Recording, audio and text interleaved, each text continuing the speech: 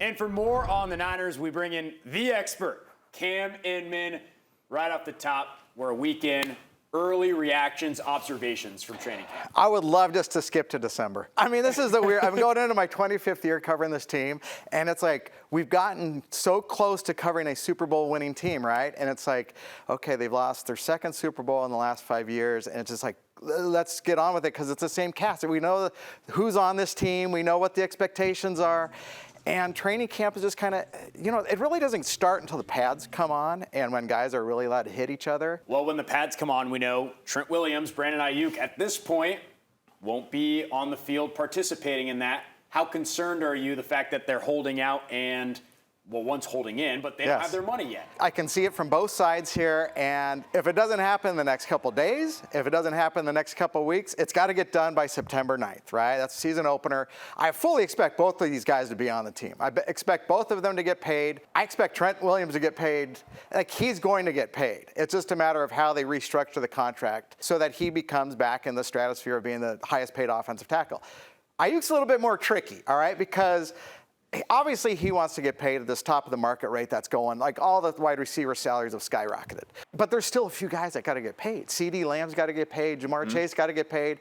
Brandon Ayuk's got to get paid. Yes, he put a trade request in about 2 weeks ago, okay? It's kind of like he's followed all the, I've unfollowed everybody on Instagram. I dropped little hints here and there. I don't show up for the mandatory minicamp. But he showed up for training camp. He obviously wants to be there. I asked Kyle Shanahan the other day, I said, so is Brandon going to meetings? He's like, he's doing everything but practicing on the field. So that tells me he wants to be part of this team, right? And he wants to get a deal done. And go back 2 years, Deebo Samuel was doing the same thing. He was a hold-in, and it took about a week into camp before he got his extension. So I think that's just how it is with the Niners. I think that's the formula. I'm excited to see how it plays out. All right. Your offseason, pretty busy because Cam Inman wrote the franchise, San Francisco 49ers. This thing is an encyclopedia about the franchise from start to finish. I loved reading it. You go into the Super Bowls, the coaches, the legends. Yes. Really, the quarterbacks and the legends are two of the sections I really liked. Thanks. Which legend or quarterback did you most enjoy writing about? Oh, that's a great question. But I think it's the 49ers, so you got to start with the quarterbacks, right? And it starts with Joe Montana, that guy that delivered the first 4 Super Bowls here.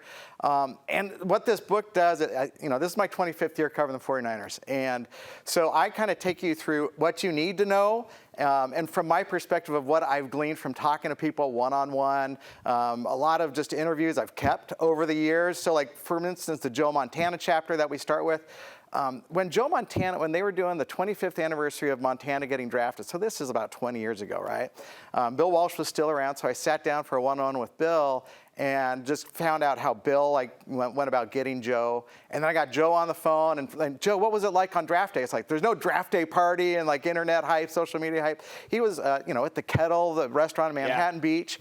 And so there's a lot of the anecdotes that I've gleaned over the years. So, Steve Young is probably my favorite player of all time to talk to, and I never covered Steve as a player. But over these last 25 years, I've gotten to know him really well.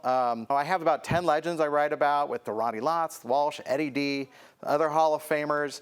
A lot of interesting stuff that I just wanted to get off my plate and share with everybody because I know a lot of people love the 49ers. So if you love the Niners, you're going to love the book. What's one thing that surprised you, if it was writing about a player or a Super Bowl, that you didn't know about the 49ers before writing this book? There's a couple things because, yes, there's some stuff that I've from talking to people back in the day, but also it's stuff I've, over the last few months when I've talked to people, I see Steve Mariucci all the time, right?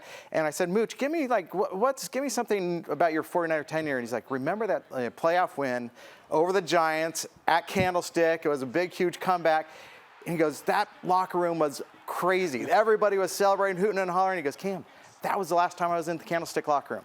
Next week, they go to Tampa, they lose, he gets fired, right? And I'm like, God, I didn't really think about it that way. But some of the cool thing was my forwards. And I got these 2 49ers that I think, this alone is worth getting the book, is because I got Frank Gore and George Kittle to each do forwards for me. 2 great guys. And what they wrote is very heartfelt about what the 49ers mean to them. And I really appreciate them doing it. And my daughter's boyfriend actually was just reading it today, and he goes, I read those forwards. He's like, you can really like hear what they're saying. It's very genuine and heartfelt, and I think that carries on throughout the book. You do write at length about Jim Harbaugh, and it's been fun. He's back in the league, and the quotes are already coming out. Yeah. What's your favorite Jim Harbaugh? There's too many to tell. Each of these chapters has something about just the coach overall, right? Harbaugh, I focused in on the 2012 season, which was their Super Bowl season under Harbaugh, because during that season, I was thinking I was going to write a book of like every day I wrote down a high, low, and a good deed of something about the team. And more often than not, there was something involving Harbaugh. So I'm back through these notes because I never did do the book. And so there's all these Harbaugh-isms throughout where you go, oh yeah, I remember that. Red sky at night, sailor's delight.